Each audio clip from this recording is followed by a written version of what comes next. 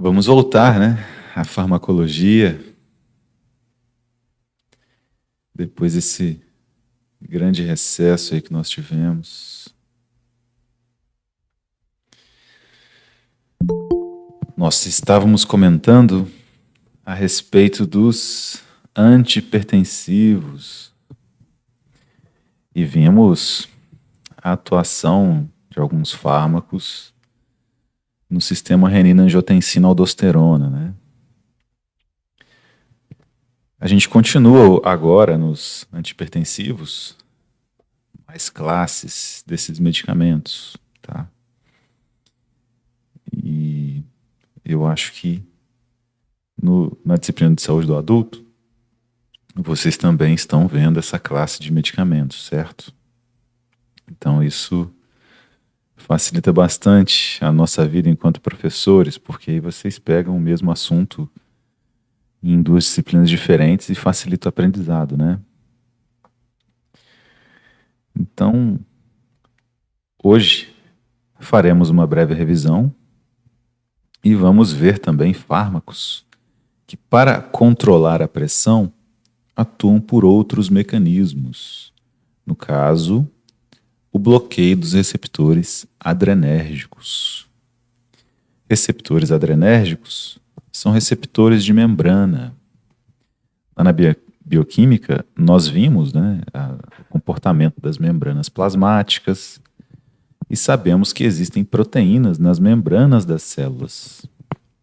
Então, esses receptores de membrana, eles estão lá e podem ser estimulados por fármacos, bloqueados por fármacos. Esses receptores ganham esse nome de adrenérgicos porque eles são capazes de ser estimulados pela adrenalina. Eu vou contar essa história para vocês na aula de hoje. Existem também receptores de membrana que são acoplados a uma proteína, que se chama proteína G. Nós não precisamos nos aprofundar muito nos receptores que são acoplados à proteína G. Eu preciso somente que vocês saibam que eles existem. A diferença aqui é que, em vez do receptor de membrana ser bloqueado diretamente ou ativado diretamente, esses receptores acoplados à proteína G, eles têm segundos mensageiros.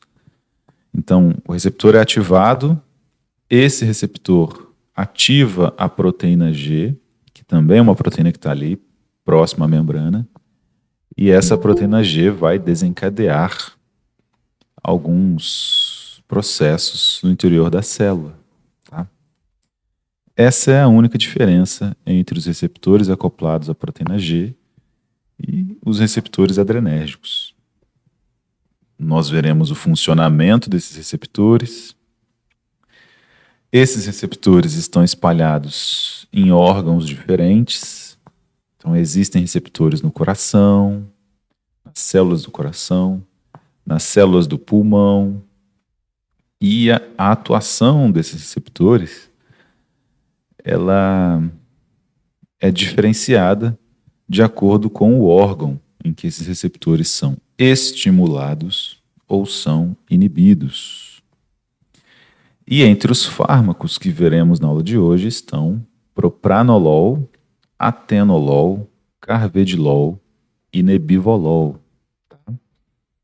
Então, no arsenal terapêutico da hipertensão, existem também esses fármacos. Por que eu escolhi esses fármacos? Lá no início, eu mostrei para vocês essa tabela, que veio de um trabalho que indicava os medicamentos mais utilizados no tratamento da hipertensão. Começamos lá com a hidroclorotiazida, depois fomos para losartana, captopril, enalapril e clortalidona, e a furosemida também. A hidroclorotiazida, furosemida são diuréticos, losartana, captopril, enalapril eles atuam, né, no sistema renina-angiotensina, aldosterona, e hoje aí os os moduladores da função cardiovascular que atuam nos receptores adrenérgicos. Atenolol, amlodipino, propranolol, nifedipino, para que a gente possa fechar aí os fármacos utilizados na hipertensão. Existem outros, mas geralmente eles também participam desses mesmos grupos de fármacos. Tá? Pertencem a essas mesmas classes de fármacos. Vamos fazer uma revisão de alguns termos que serão utilizados na aula de hoje? O primeiro termo aí que eu coloquei para vocês é o débito cardíaco. O que é o débito cardíaco? É o volume de sangue bombeado pelo coração durante 1 minuto.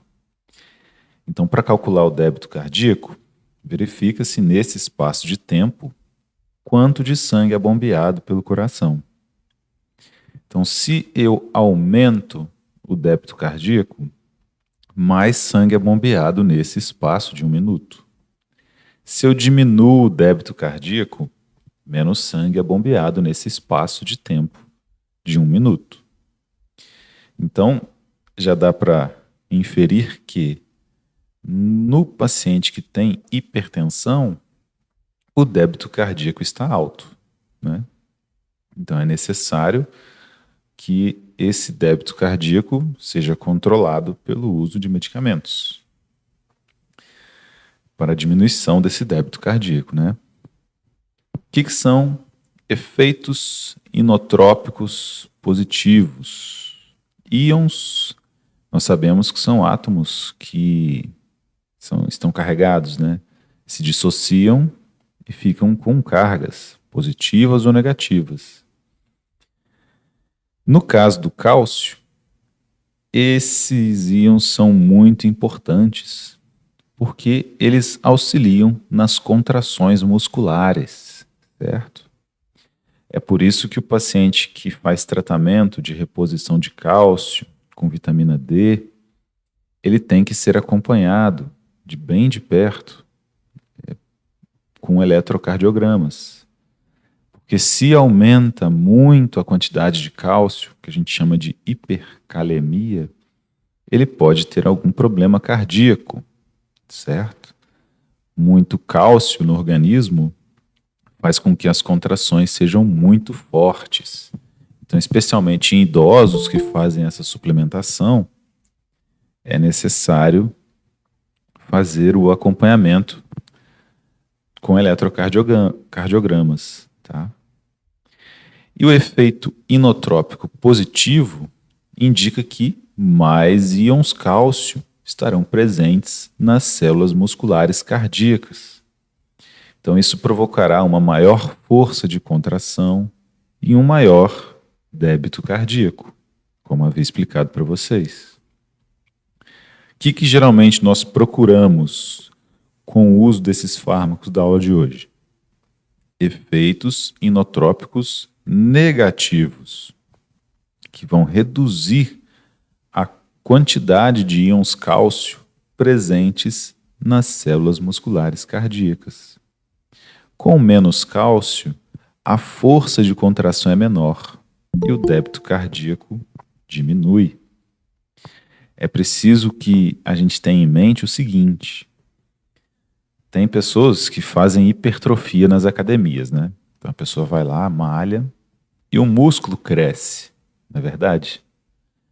A mesma coisa acontece com o coração de um hipertenso. Como aquele coração é obrigado a bater muito mais rápido, as fibras musculares do coração aumentam. Elas também sofrem essa hipertrofia. Com o tempo, um efeito cronológico de descontrole da pressão arterial, de hipertensão, o volume interno do coração diminui por causa dessa hipertrofia no coração. Então, mais do que uma simples atividade antihipertensiva, esses fármacos têm o intuito de preservar esse coração a longo prazo. Porque se eu vou diminuir o débito cardíaco, as contrações serão menores. Então, a hipertrofia do coração será adiada, certo? Então, essa é a grande vantagem que está relacionada com os efeitos inotrópicos negativos provocados por esses fármacos. Preservar as fibras musculares do coração, para que não haja essa hipertrofia, ok? O que é um antagonista? Nós já vimos isso aí nas aulas passadas, lá na introdução da farmacologia. O antagonista, ele se liga ao receptor de membrana, ao receptor molecular, a uma proteína, por exemplo, mas ele não ativa os mesmos efeitos celulares do agonista. Então, por exemplo, a adrenalina, ela se liga ao receptor adrenérgico e aumenta a quantidade de cálcio, abre canais de cálcio que entram na célula. O antagonista, por sua vez, ele se liga nesse mesmo receptor e não desencadeia a entrada de cálcio nas células. Então nós chamamos isso de antagonista. E quem que é o agonista? É aquele fármaco, aquela estrutura química, uma molécula externa, que se liga ao receptor e promove os mesmos efeitos do ligante normal. Para entender o funcionamento disso, é interessante que você volte lá na Idade da Pedra. Fica bem fácil de entender a hipertensão dessa forma. Eu já dei o exemplo para vocês do consumo de sal. Quando foram estudar uma comunidade, uma tribo indígena brasileira, que até hoje ainda vive na Idade da Pedra, eles perceberam que o consumo de sal dessas pessoas era 20 vezes menor do que o consumo normal de sal que nós temos. E a pressão média de todos os integrantes da tribo era 10/6. Só aí você já percebe uma grande diferença. A nossa pressão média já é 12/8. Né? E esse consumo de sal, a longo prazo, é o que está relacionado à hipertensão. Beleza. Outra coisa acontece quando... Professor. Pois não? Oi? Bom dia. Bom dia. Eu queria, é porque assim, eu já vi falar com relação a essa questão que o senhor falou agora do consumo de sal, que diz que se você equilibrar, né, nas proporções corretas, o sal com o potássio, não é o problema, não é o excesso de sal, é o desequilíbrio que acontece, entendeu? Isso é verdade? É verdade, sim. Tanto que na hidroclorotiazida, na utilização, ela pode provocar a liberação de mais potássio, né? E a hidroclorotiazida, ela causa, por exemplo, o acúmulo de cálcio. E existem diuréticos que são poupadores de potássio. Então, esse desequilíbrio é interessante, vamos dizer assim, está na origem do problema da hipertensão, porque ele também interfere nas contrações musculares. É preciso que o sódio e o potássio sejam retirados da célula para o cálcio poder entrar. Então, por mais que você consuma pouco sódio, isso também deve ser equilibrado com as concentrações de potássio, de fato, para manter a homeostase corporal. E quando a pessoa consome muito sódio, ela joga potássio fora. E aí causa também esse desequilíbrio no corpo. Então, tem fundamento isso sim. Tá? E na Idade da Pedra, por exemplo, se você visse um tigre dente de sabre, você ia ficar com medo, né? Ia liberar adrenalina na sua corrente sanguínea. O que a adrenalina faz? Ela aumenta as contrações cardíacas para que o seu coração bata mais rapidamente, para que o sangue seja distribuído no seu corpo inteiro. Você, nesse momento, com essa descarga de adrenalina, vai se preparar para uma situação de luta ou de fuga. Então tem que ter energia nos seus músculos. Tem que ter glicose circulando e tem que ter oxigênio circulando também.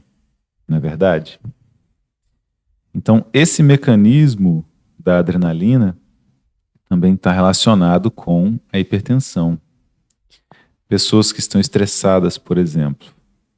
O estresse também libera adrenalina na corrente sanguínea. E isso descontrola a pressão arterial. Tá? Esse mecanismo de hoje está baseado nessa interação que esses receptores de membrana das células, e aí você precisa imaginar uma célula da musculatura cardíaca lá no coração, tá? Que tem esses receptores de membrana. Então, quando na pequeníssima porção de sangue que está passando aqui do lado de fora, né? Essas pequenas vênulas, a adrenalina chega aqui e interage com esse receptor, ele abre canais de cálcio. Então, o cálcio que está aqui fora, no sangue, entra na célula. E aí, ele estimula actina e miosina, que são as proteínas responsáveis pela contração, e aumentam a contração muscular. Tá? Então, esse é o papel do cálcio. É por isso que esses fármacos vêm aqui e bloqueiam os receptores adrenérgicos. Outra coisa que eu já queria conversar com vocês de início, para que a gente, durante a aula, só revise essa questão, é o caso do Berotec. Com certeza, vocês já ouviram falar do Berotec. Alguém já usou o Berotec, né? E ele até saiu do mercado agora. O que o Berotec causava nos pacientes?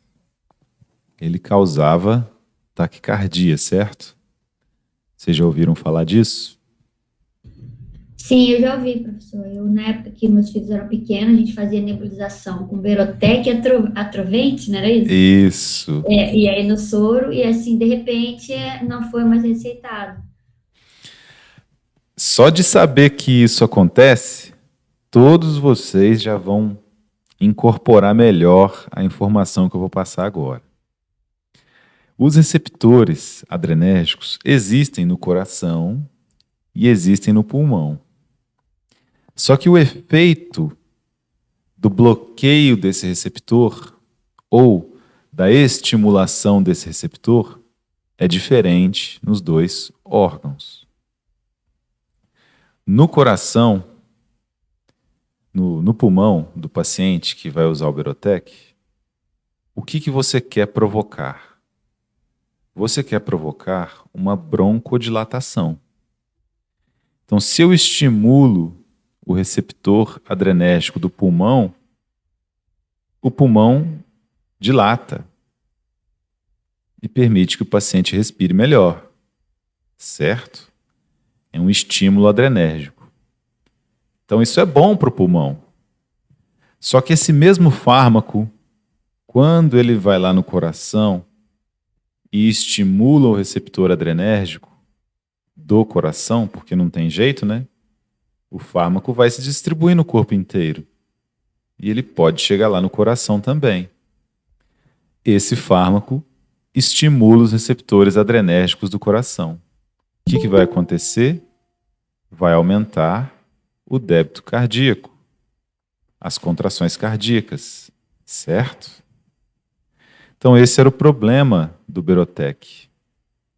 Porque em órgãos diferentes, ele tinha ações que não eram ideais. Então eu posso dizer para vocês que o Berotec não era nada seletivo. Era um tipo de fármaco que estimulava tanto os receptores adrenérgicos do pulmão quanto os do coração.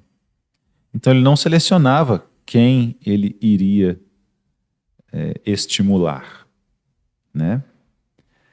Agora eu vou dar o exemplo do contrário. Quando o paciente tem hipertensão, eu quero diminuir o débito cardíaco. Então eu vou usar um antagonista adrenérgico, um bloqueador beta-adrenérgico no coração, para que ele bata mais devagar, né? Esse mesmo fármaco que bloqueia os receptores adrenérgicos no pulmão, ele pode causar o quê? O broncoespasmo. Diminuir também o volume do pulmão. Então, esse é todo o risco associado a esses medicamentos. Por quê? Porque as primeiras gerações desses fármacos não conseguia bloquear seletivamente o receptor do pulmão ou o receptor beta-adrenérgico do coração. Receptor adrenérgico, né? De forma geral. Então, esse exemplo do Berotec te mostra aí quais são os grandes problemas associados a esses fármacos. Se o paciente faz uso, agora não tem como fazer mais, né? O Berotec foi descontinuado. Mas, por exemplo, se o paciente faz uso de um bloqueador adrenérgico e tem dificuldade para respirar, você já sabe o que está acontecendo. Se o paciente faz uso lá de um atenolol, propranolol, e aí de repente ele está com dores musculares, você já sabe o que está acontecendo. Por quê? Vocês se lembram lá da bioquímica, em que quando o paciente não respira corretamente, não vai oxigênio para os músculos, ele não consegue gerar energia com auxílio das mitocôndrias. Ele precisa fazer a glicólise nas células musculares. A glicólise acumula piruvato, que é transformado em lactato. Esse lactato é que altera o pH dessas células e causa aquelas dores. Se você for malhar hoje, por exemplo, depois de uma semana de sedentarismo, você vai sentir essas dores na terça-feira de manhã. Não é verdade? Isso acontece por quê? Porque não houve irrigação suficiente nas suas células musculares, o oxigênio não chegou lá, e aí a célula teve que fazer glicólise para gerar energia para você levantar os pesos. Então vai acumular lactato nas células e promover depois essas dores. Então, se o paciente utiliza algum desses bloqueadores adrenérgicos e está com dores musculares, isso pode indicar uma dificuldade na respiração, tá? Mesmo que ele não relate a dificuldade de respiração. Pode ser que o volume interno do pulmão desse paciente passe por episódios de diminuição ao longo do tempo em que ele usa aquele medicamento. Tá ok? Professor, eu tenho uma dúvida. É o seguinte, aquele medicamento lá que, falando de pulmão, aquele medicamento lá que Israel está publicando lá, que diz que ajuda com os sintomas da Covid, porque ele é um anti-inflamatório poderosíssimo e tal. E não é basicamente a mesma coisa do que aquele remédio utilizado para asma, aquele que você aspira? Sim, é por isso que os asmáticos, que eram um grupo de risco para o corona, foram retirados do grupo de risco. E aí, por que eles não utilizam esse remédio nas pessoas que estão lá que piorou o quadro da Covid e tal, estão lá com falta de ar, e aí, enfim, por que não utiliza esses remédios, esses medicamentos para asma? Ou então mesmo dizer para a pessoa, você está em casa, está com sintoma da Covid, e aí começa a sentir falta de ar, utiliza o remédio para asma, alguma coisa desse tipo. Eles têm utilizado um tratamento com a dexametasona, que é um anti-inflamatório, que promove a mesma função, né? Por mais que esses outros fármacos sejam inalatórios e aplicados diretamente no pulmão, a dexametasona tem sido utilizada no auxílio e ao tratamento. Eu acho que isso não foi testado ou então não está sendo divulgado, tá? Porque certamente alguém já tentou isso aí, sim, utilizar esses fármacos em algum paciente crítico. Porque assim, qual seria o grande diferencial do medicamento lá de Israel em relação a esse? A concentração, a um corticóide mais, entendeu? Por que, né, eles estão fazendo aquela propaganda em cima desse medicamento e da forma como ele é usado, né? Ele é aspirado, né? Sim. A forma farmacêutica, por exemplo, a dexametasona, que existe via oral ou parenteral. Se você quiser transformar essa dexametasona numa via inalatória, você precisa modificar a forma farmacêutica, a estrutura da molécula para absorção, né? A interação que ela tem com membranas. Então pode ser que eles tenham feito modificações estruturais em alguma molécula que seja anti-inflamatória para que ela se adapte a essa diferente via de administração, que é a via de administração inalatória, e tenham colocado esse fármaco no mercado e estão testando, né? Essas questões, elas são mais voltadas para marketing e, e conquistar novos mercados do que, de fato, para a saúde, porque tem muito pouco tempo, né, em que esse medicamento está sendo utilizado. A gente só vai saber se ele realmente é eficiente no tratamento daqui a alguns meses ou anos, em que poderemos fazer esses testes mais controlados com os pacientes. Mas todas essas alternativas que surgem, né, por exemplo, o soro. Você viu que surgiu um soro aí para o tratamento. Aí eu te pergunto, existe soro contra a gripe? Não existe. Mas fizeram um soro contra o Covid. Porque tudo isso aí gera o interesse do mercado, financiamento, marketing. É assim que o mundo gira nessa área aí de medicamentos, de produtos, né? Esse soro aí, o Butantan já está testando em humanos. Eu acho que eles estão indo muito lento com essa história, porque eu acho que essa é a grande questão para as pessoas que se complicam, né, com essa doença.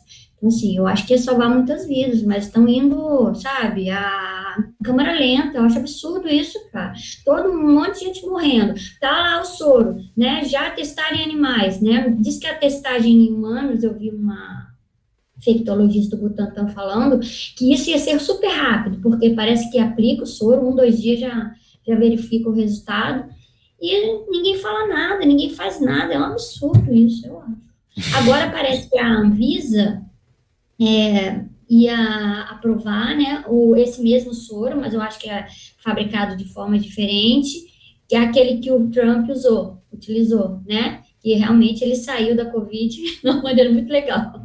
E assim, mas como é que será que vai vir para nós? Deve vir caríssimo, né, para quem quiser adquirir, né, mas pelo menos é uma luz, né, para quem puder, né, enfim. Eu acho que está faltando muita coisa nessa administração. Você tem razão.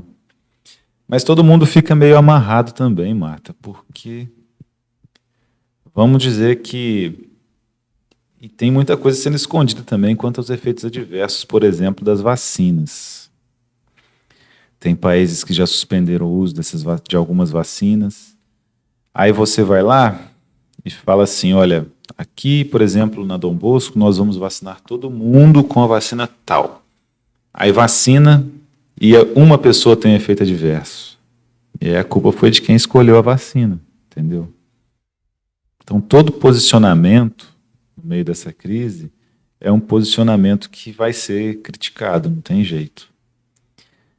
Eu não queria estar lá para decidir, porque qualquer decisão está errada. Se eu te falo assim, olha, essas vacinas são seguras. Não são tão seguras, mas são a alternativa que nós temos, né? Aí depende de cada um fazer aquela velha avaliação. O tratamento não pode ser pior do que a doença. Isso funciona para tudo. Então, você tem risco de contrair? Tenho. Grande risco de contrair e sofrer os prejuízos aí dessa doença. Então, vale a pena arriscar a vacina. E a gente diz arriscar, porque vacinas geralmente são testadas em 2 roedores e 2 primatas. Por isso que demora para produzir uma vacina. Essas vacinas de agora foram testadas apenas em 1 roedor. Para colocar a vacina feita lá na Europa ou na China aqui, teve que testar com pacientes aqui, né? Para dizer que ela é segura ou não. Eu acho a Coronavac a mais segura, porque ela é a mais antiga, né? Tecnologia mais antiga. Mas sempre com o pé atrás, né? Porque não se sabe, né? Como é que vai ser esse comportamento. Tudo é novo. Esses fármacos da aula de hoje, por exemplo, os fármacos de primeira geração têm esse problema aí do broncoespasmo. E mesmo com os fármacos mais atuais, em que essa chance de broncoespasmo é menor, muitos fármacos da primeira geração são prescritos. Então, a gente sempre enfrenta essa questão, né, relacionada aí aos medicamentos, aos tratamentos. Continuando aqui então, ó. Hoje nós vamos tratar dos fármacos que agem em receptores adrenérgicos. Então, os antagonistas de receptores alfa-adrenérgicos são usados principalmente em indicações cardiovasculares em virtude de seus efeitos vasodilatadores. O que isso significa, meus amigos? Nós temos os nossos vasinhos, né? No vaso, existe uma musculatura lisa que coordena a contração ou a dilatação desses vasos. Quando você, na Idade da Pedra, visse o tigre dente de sabre, além de aumentar os batimentos cardíacos, a frequência deles, você também precisava fazer uma vasoconstrição, diminuição do calibre do vaso, para esse sangue circular mais rápido, né? Então, a adrenalina, quando está circulando aqui no sangue, ela interage com esses receptores alfa-adrenérgicos que estão presentes aqui na musculatura lisa, que envolve todos os nossos vasos. Quando a adrenalina estimula esses receptores alfa-adrenérgicos, ocorre a vasoconstrição. Então, se eu uso um antagonista do receptor alfa-adrenérgico, um medicamento que é um antagonista, ele não promove a vasoconstrição. Ao contrário, ele promove a vasodilatação. Tá? Então, esses pequenos termos, não tem jeito, a gente só memoriza com o uso desses fármacos no tratamento dos pacientes, né? Você vai percebendo isso aí. Mas vale a pena entender como é que funciona isso no organismo. De modo geral, os agonistas de receptores beta-adrenérgicos são úteis como relaxantes da musculatura lisa. Então, existem também nas vias aéreas, é o caso do Berotec, os agonistas beta-adrenérgicos. Quando lá no pulmão eu estimulo um receptor beta-adrenérgico, por que eu falo estimulo? Porque ele é um agonista. Ele faz o mesmo papel da adrenalina no pulmão. Ô, professor, mas você não tinha falado que vai ter uma vasoconstrição, o coração vai bater mais rápido? Você também não vai precisar de mais oxigênio para poder correr do tigre dente de sabre, para poder fugir dele? Então, entre todos os efeitos provocados pela adrenalina, e vejam como que é essa perfeição, né? No pulmão tem receptores beta-adrenérgicos que, quando são estimulados, eles relaxam a musculatura do pulmão. Quando essa musculatura relaxa, o volume interno de pulmão aumenta para que você possa captar mais oxigênio, fazer mais trocas gasosas, levar mais oxigênio aos seus músculos. Vejam que interessante.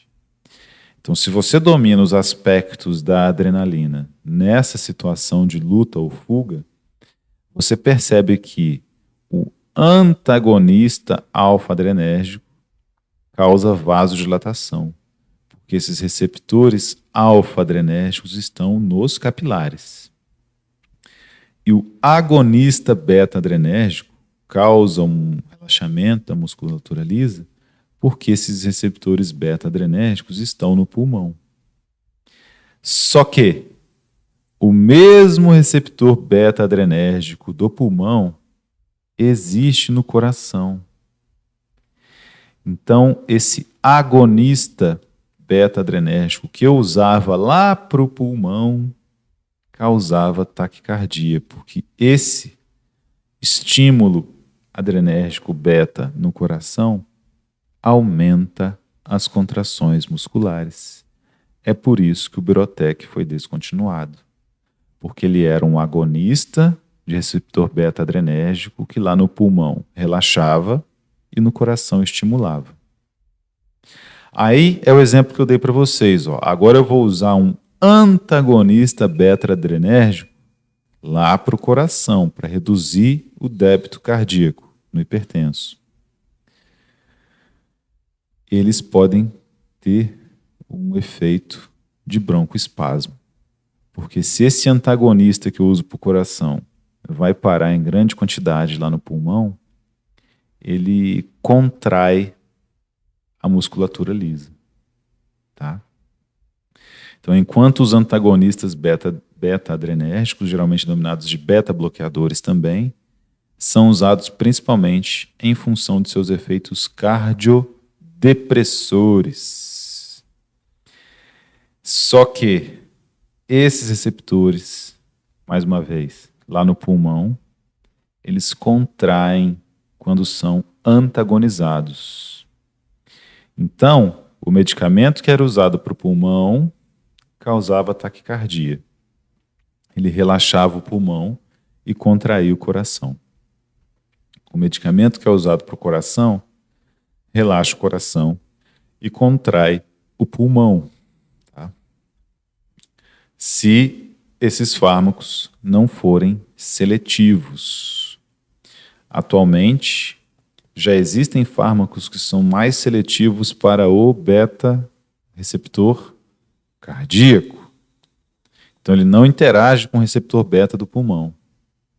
Tem fármacos também que são mais seletivos para o receptor beta do pulmão e não interagem com o receptor beta do coração.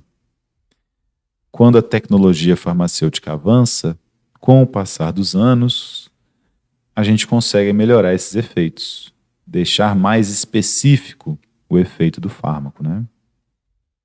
A epinefrina, que é outro nome para a adrenalina, com seu conjunto de ações na estimulação cardíaca, vasodilatadora e vasoconstritora, tem uma importância única no tratamento da parada cardíaca. Ela dilata o pulmão e contrai os vasos e aumenta as contrações cardíacas também. Então, esses adrenoreceptores são receptores acoplados à proteína G. São chamados de adrenoreceptores por quê? Porque as primeiras pesquisas que foram feitas com esses receptores verificaram que eles reagiam com extratos da glândula suprarrenal. É aquela glândula que atualmente nós chamamos de adrenal. Ela fica ali em cima do rim, exatamente em cima do rim. E aí, eles faziam extratos dessas glândulas, retiravam essas glândulas das pessoas mortas, faziam extratos e aplicavam na corrente sanguínea para verificar o que aquilo provocava. E a adrenalina é produzida na adrenal. É por isso que tem esse nome de adrenorreceptores. É por isso que a epinefrina é chamada de adrenalina, adrena de adrenal, glândula adrenal, tá? Então eles ganharam esse nome por conta disso. Se você lembrar dessa história, esse nome passa a fazer mais sentido. Olha aqui como é que é um receptor acoplado à proteína G. Tá vendo esse R aqui, ó? É o receptor. E aí a adrenalina chega aqui. Esse receptor estimula uma proteína, que a gente chama de proteína G, que está aqui embaixo da membrana. E é essa proteína que abre os canais, permitindo, né, a entrada de cálcio. Ou essa proteína G pode ativar segundos mensageiros que fosforilam proteínas, que promove a liberação interna de cálcio. Dentro das nossas células tem vesículas que contêm esse íon cálcio no seu interior. Então, para aumentar essa liberação de cálcio, digamos que essa é uma célula muscular, né? Teria que ter feito ela de outro jeito, para não confundir vocês. Essa célula muscular aqui tem, então, suas vesículas repletas de íons cálcio.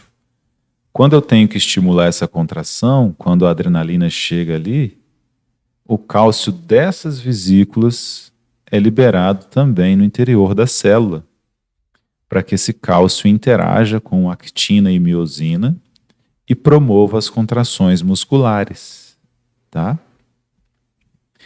Então, esses são os segundos mensageiros associados à proteína G, que liberam cálcio também internamente. Ou elas podem, a proteína G no caso, as proteínas G distribuídas aqui em toda a célula, né? Que existem vários receptores.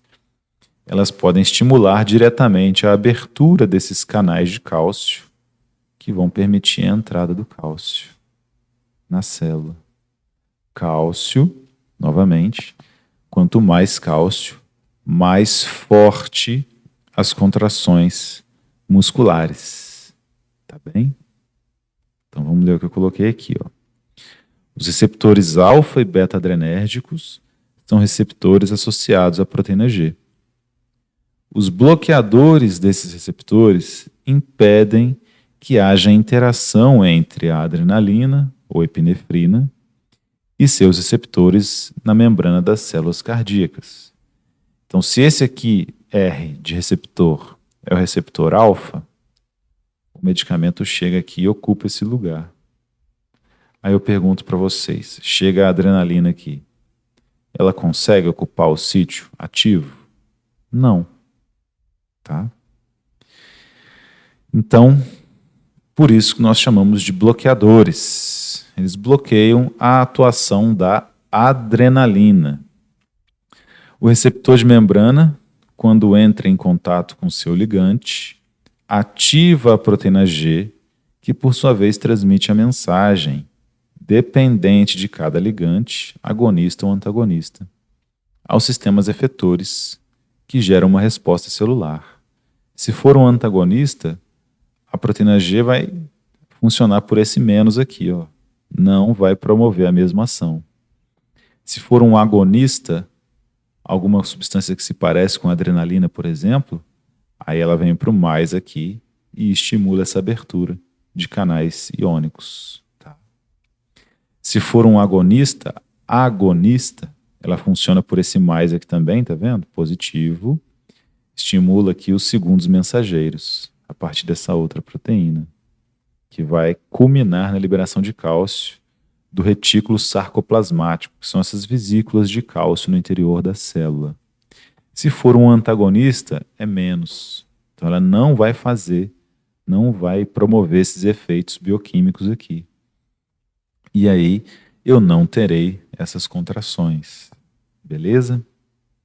Veja que a proteína G pode ativar ou bloquear canais iônicos, o que é especialmente interessante para a redução da pressão arterial associada aos batimentos cardíacos, visto que o bloqueio da entrada de cálcio no músculo cardíaco reduz sua força de contração, reduz a pressão arterial.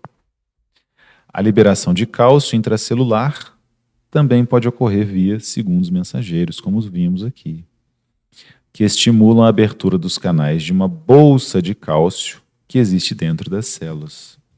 É o chamado retículo sarcoplasmático. São essas bolsas, entre aspas, que armazenam cálcio para que eles estejam disponíveis caso você precise realizar contrações muito fortes da musculatura. Como é que funcionam, então, os receptores beta-adrenérgicos? Esses receptores foram descobertos empiricamente, então eles fizeram experimentos, né, para identificar esses receptores. Em 1896, Oliver e Schaefer descobriram que a injeção de extratos da suprarrenal causavam um aumento da pressão arterial. Então é por isso que foi descoberto empiricamente. Depois de muito tempo, a epinefrina foi isolada posteriormente nesses extratos. Como a glândula se chama, né, adrenal, ela recebeu também o nome de adrenalina. A adrenalina / epinefrina, por sua vez, causa vasoconstrição, efeito predominante que, juntamente com as ações do coração, aumenta a pressão arterial. Ou vasodilatação, dependendo dos receptores celulares estimulados, que são, no caso, os receptores do pulmão. Então veja como a adrenalina te prepara para uma situação de luta ou fuga. Vasoconstrição, aumento do débito cardíaco, ao passo que dilata os seus pulmões para que você tenha bastante oxigênio para gastar fugindo ou lutando. Tá? O entendimento desses mecanismos de ação tem que existir junto do entendimento do funcionamento da adrenalina, tá? Isso vai facilitar bastante a sua vida. Vocês se lembram desses filmes aqui, ó? A cena do filme Pulp Fiction, de 94, escrito e dirigido por Quentin Tarantino. Vincent Vega, interpretado aqui pelo John Travolta, enterra uma injeção de adrenalina no peito de Mia Wallace, vivida aí por uma turma. Ela teve uma parada cardíaca nesse momento aí. Então, uma injeção de adrenalina é aplicada diretamente no coração. No coração, a epinefrina causa um estímulo da contratilidade, aumenta os batimentos, aumenta a entrada de cálcio no músculo.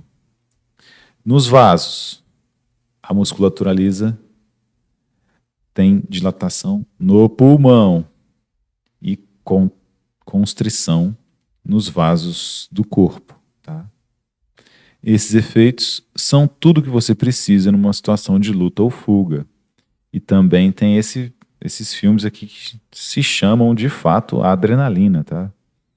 Em que o protagonista aqui, ele sempre está sob efeito da adrenalina.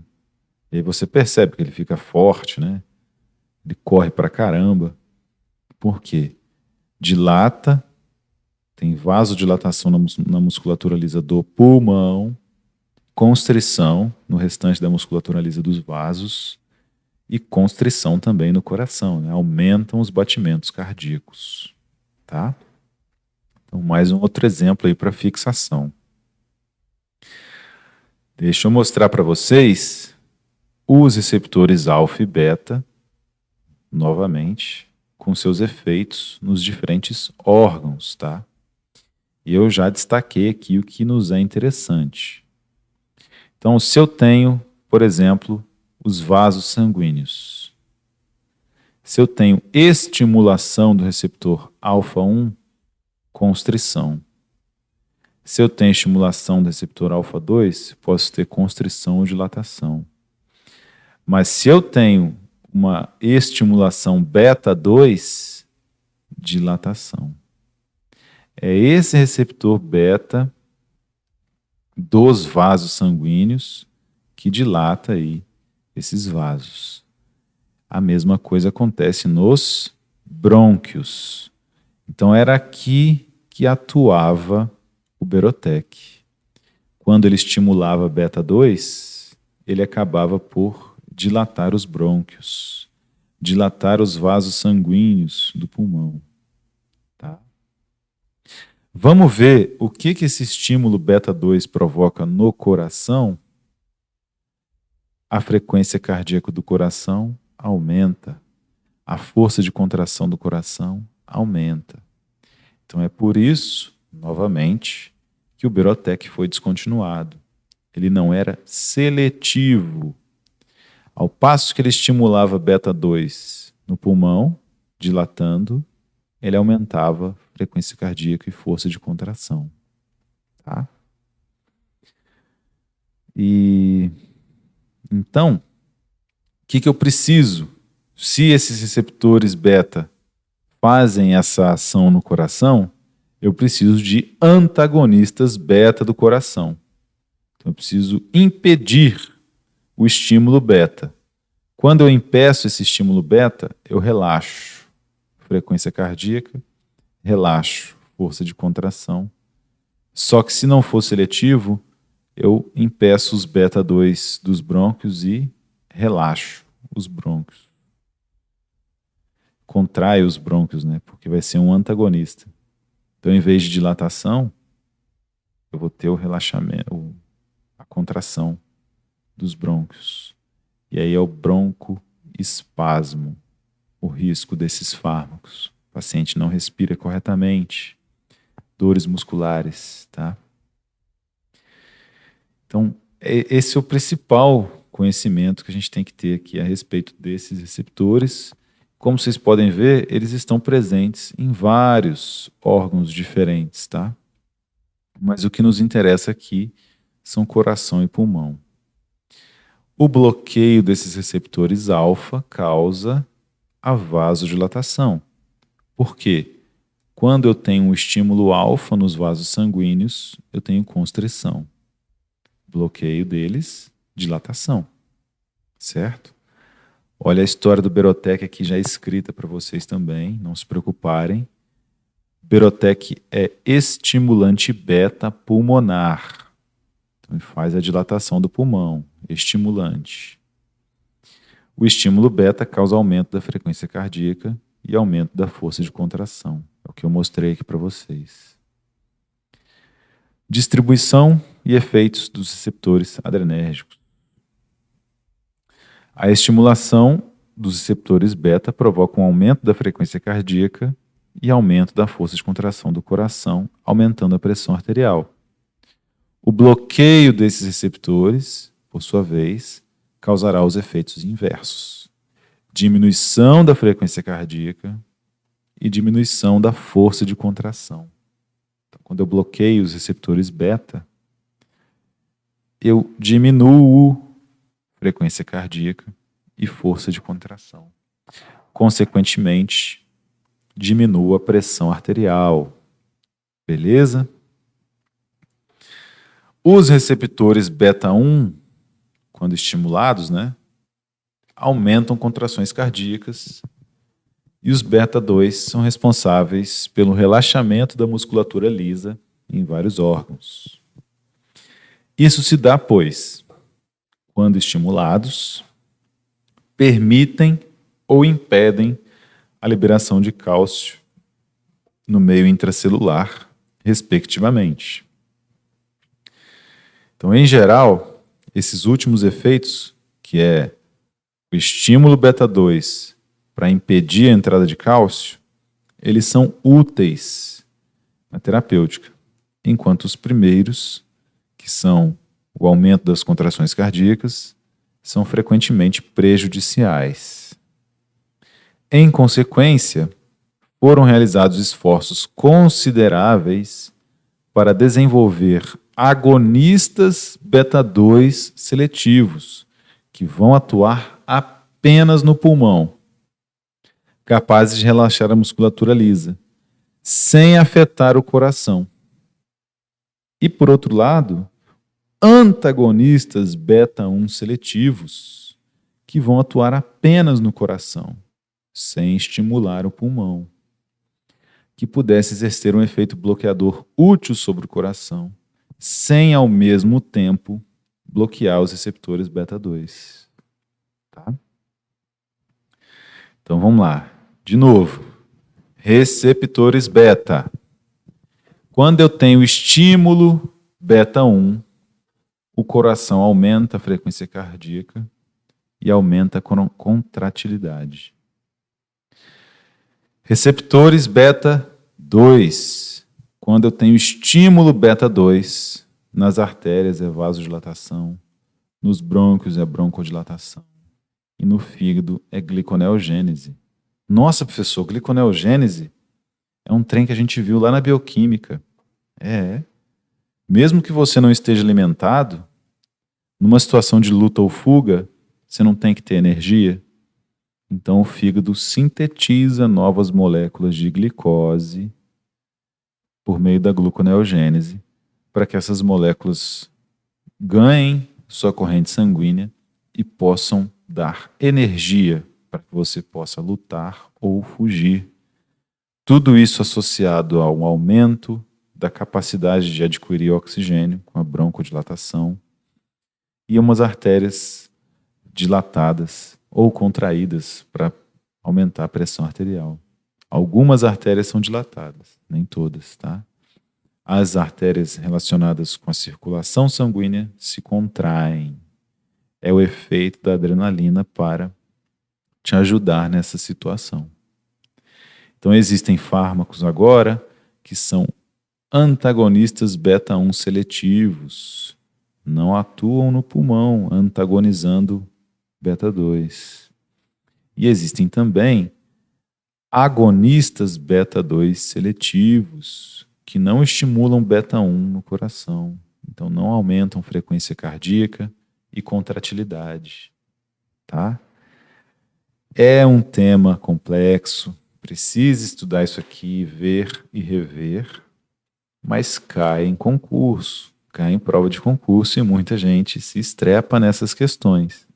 Mas vocês perceberam, com certeza, que não é difícil de memorizar.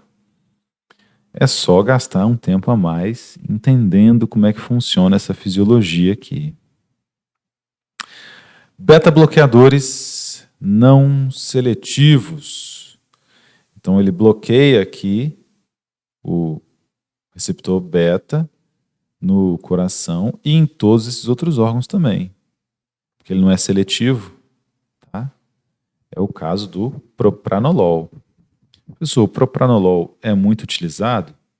Vocês lembram daquela tabela que eu mostrei para vocês? Olha aqui, ó. 4,1% dos pacientes usam propranolol. Então ele é bastante utilizado. Tem muitos hipertensos no Brasil, né? Também temos aqui, nessa mesma classe, nadolol, penbutolol, pindolol e timolol.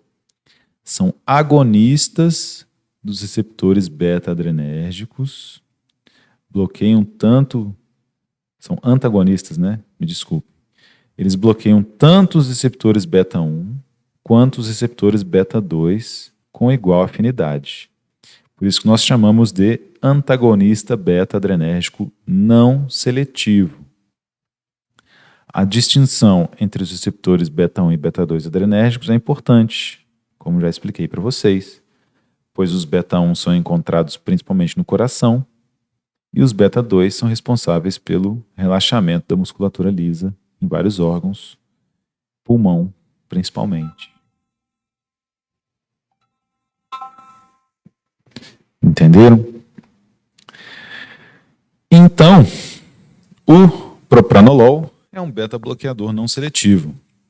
Aí imagine que o paciente hipertenso chega ao hospital com dificuldade de respirar, cansaço, dores musculares. O paciente disse que ficou muito nervoso com a atual pandemia de coronavírus, sentiu sua pressão arterial aumentar e colocou um comprimido de propranolol embaixo da língua. Veja como esse exemplo é interessante. A gente pega lá aquelas primeiras aulas de farmacologia que traz os conceitos de farmacocinética para um caso de um paciente. Então, muitos pacientes, quando eles são tratados de forma emergencial com comprimido embaixo da língua de captopril, ele acha que ele pode fazer isso para o resto da vida com qualquer outro fármaco.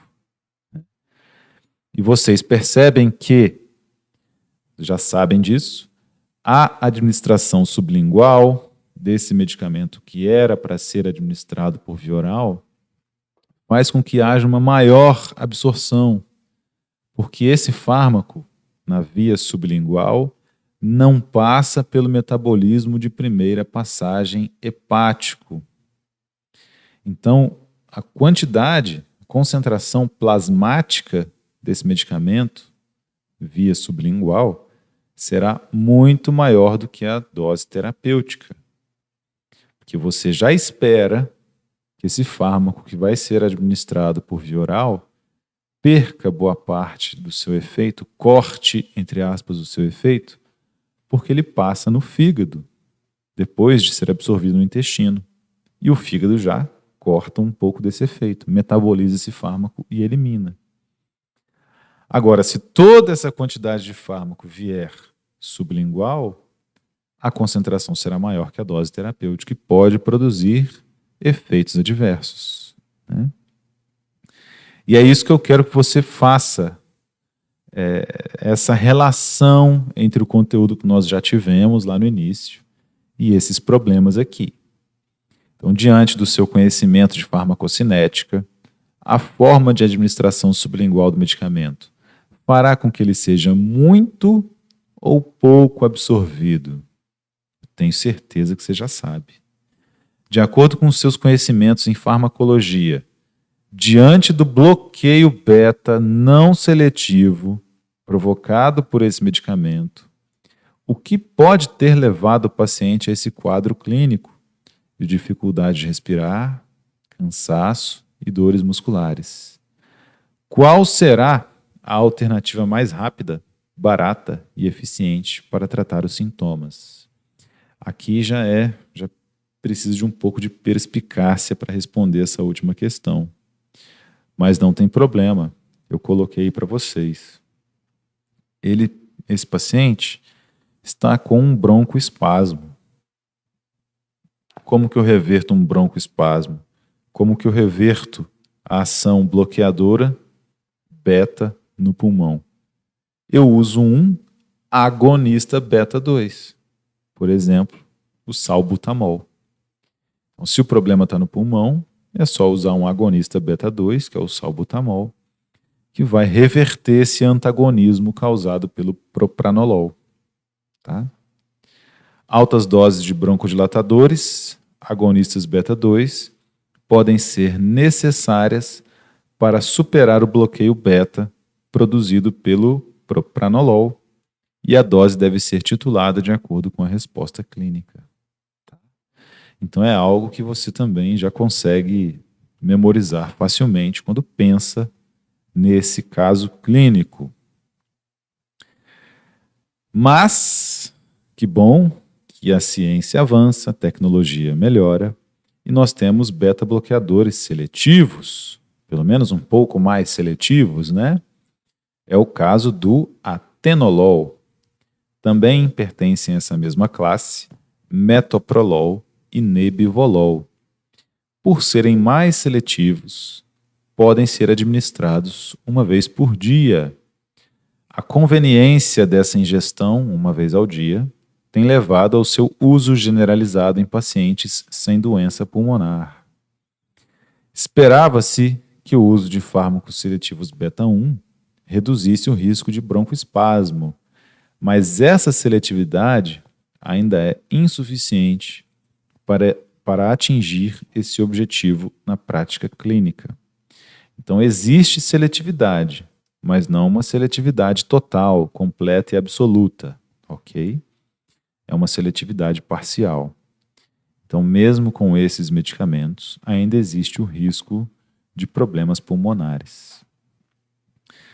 Antagonistas dos canais de cálcio é o caso de amlodipino e nifedipino. Eles não atuam nos bloqueadores, nos receptores adrenérgicos. Eles bloqueiam o canal de cálcio, tá? Do coração. Com menos cálcio, menor a força de contração muscular cardíaca. Ocorre, portanto, diminuição do débito cardíaco e, consequentemente, a redução da pressão arterial. Então, eles não vão lá no receptor da adrenalina, bloquear a adrenalina. Eles já vão lá, eles cortam isso aí e vão lá para o canal de cálcio já e impede que esse canal de cálcio seja aberto ali nas células da musculatura cardíaca. Tá? Mas aí eles têm o mesmo efeito de um beta-bloqueador cardíaco, ok? Que tem o intuito de diminuir a entrada de cálcio no músculo, para que isso reduza a força de contração. Temos também o carvedilol. Vejam que interessante o carvedilol. Ele é um bloqueador beta não seletivo, ok.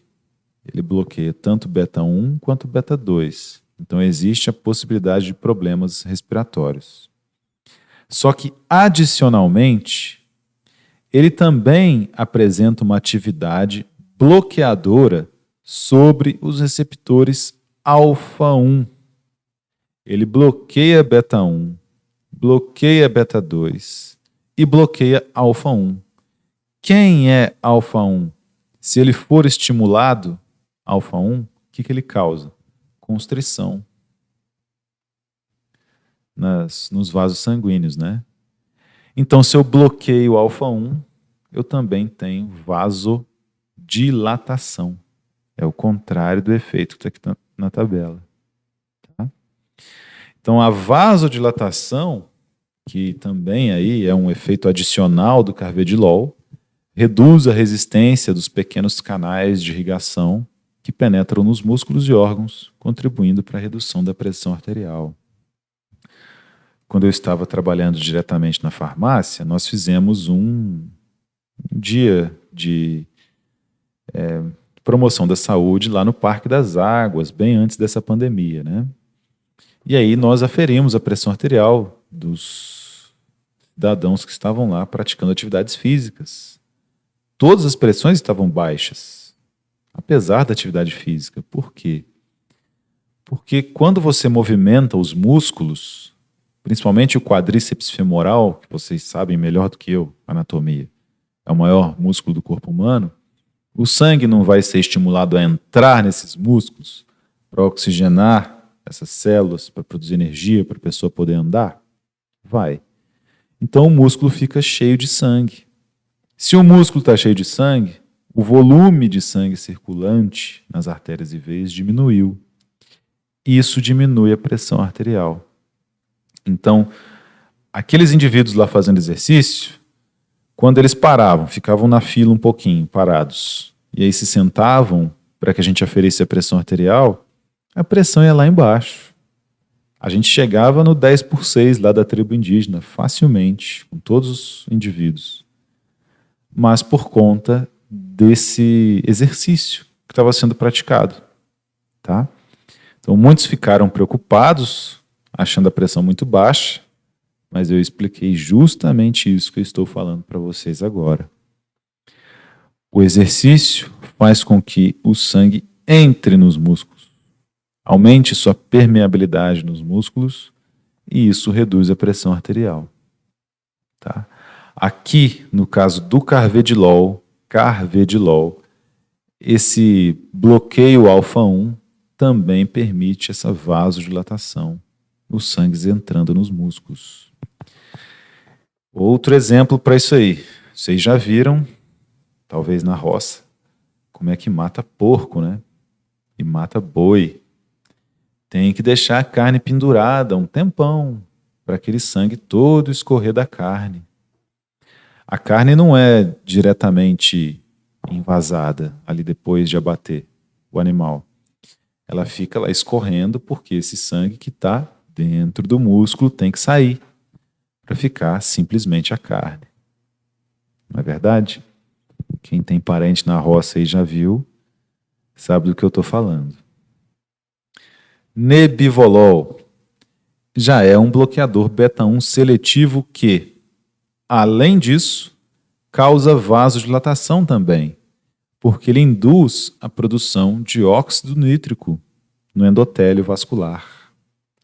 O óxido nítrico é sintetizado a partir da L-arginina e o oxigênio molecular pela enzima óxido nítrico sintase.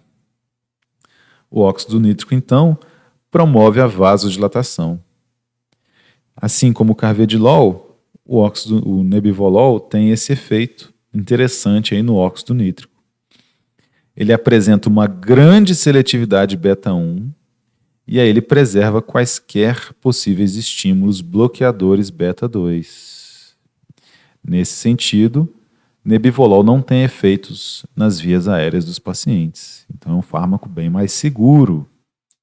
Além de causar um relaxamento vascular, que aumenta a produção de óxido nítrico, o nebivolol também inibe a adesão e a agregação plaquetárias e inibe a adesão e migração de monócitos. Consequentemente, pode proteger os vasos contra aterosclerose e trombose. Então, quando eu precisar usar, eu vou preferir o nebivolol. E assim nós fechamos, meus caros, todos os fármacos mais utilizados para o tratamento da hipertensão. Já podemos mudar de doença ou de classes terapêuticas. Aqui eu coloquei uma tabelinha com um resumo desses medicamentos, né?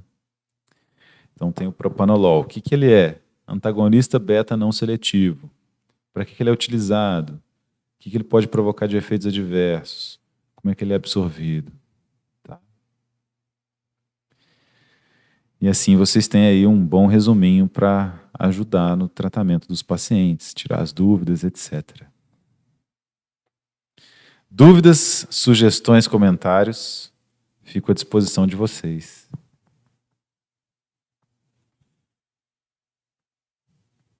Nenhuma dúvida hoje?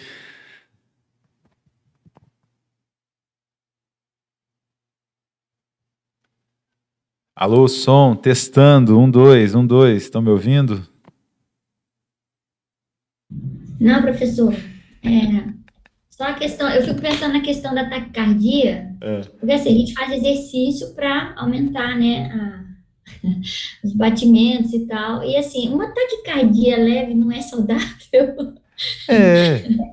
É saudável. Por exemplo, Marta, você está apaixonada e você vê o seu amor, o amor da sua vida, dá um ataque cardíaco, não dá?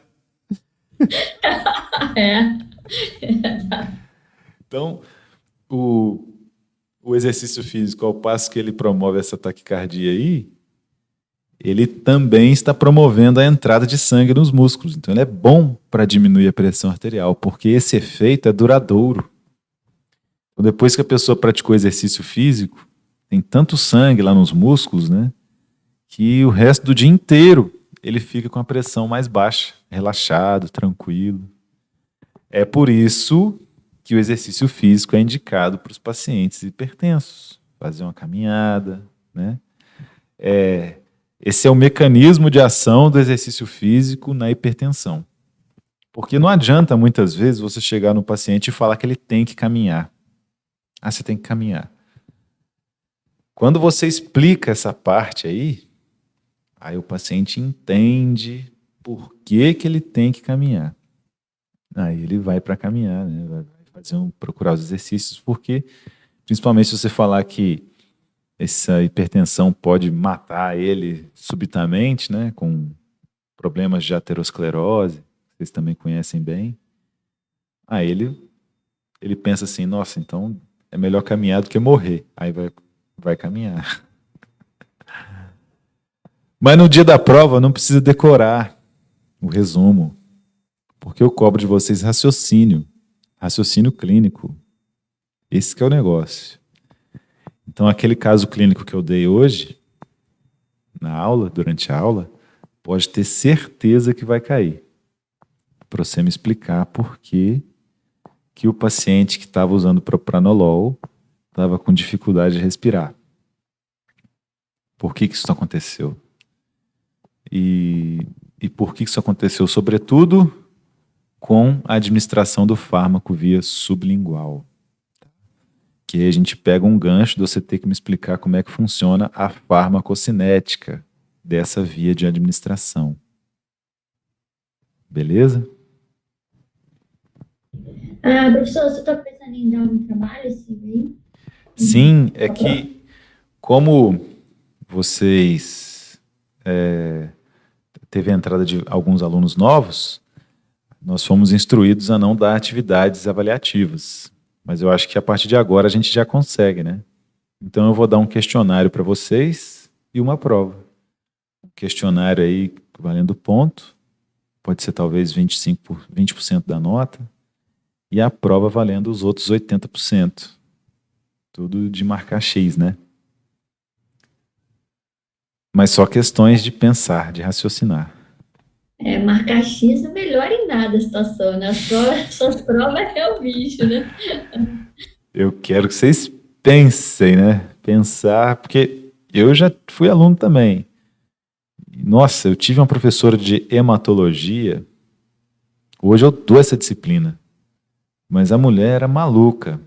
Ela dava, por exemplo, que nem nós tivemos aí 7 aulas. Cada aula dela eram 60, 70, 100 slides.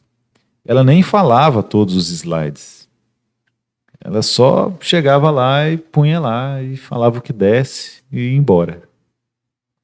E na prova caíam lá 700 slides. 600 slides para estudar.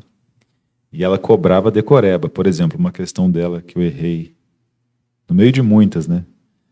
Mas ela cite 4 exemplos de doenças provocadas por autoimunidade em plaquetas. Poxa, tem os nomes das doenças, eu não sei isso até hoje, eu não consegui decorar. Mas tem lá, por exemplo, síndrome tal. É uma doença causada por autoimunidade em plaqueta. É doença de não sei quem. É uma doença causada por autoimunidade em plaqueta. Mas eu nunca vi sentido em decorar essas coisas, né? Agora, se ela me perguntasse na prova, qual o mecanismo pelo qual a doença tal se manifesta, sabendo-se que é uma doença causada por autoimunidade em plaquetas? Eu explicaria toda a parte de tolerância imunológica para ela, falando como é que essa tolerância imunológica atua, quando ela falha, onde que essas células do sistema imune amadureceram. Elas amadureceram de forma errada, foram para a corrente sanguínea, acharam que as plaquetas eram antígenos, desenvolveram anticorpos contra elas pelos linfócitos B e vai. Agora, decorar é péssimo. Nossa, eu odiava essa disciplina pela forma que ela foi dada. Mas hoje eu sou professor dela, então eu não vou fazer isso com mais ninguém, não. É muito ruim esse decoreba aí. Ficamos assim por hoje então, meus amigos. Tem que ser, né? Eu estou aqui para ajudar vocês, não para atrapalhar. Podem ter certeza disso. Uma excelente semana para vocês. Se cuidem, fiquem com Deus, viu? Tchau. Obrigada, professor. Boa semana. De nada. Obrigado.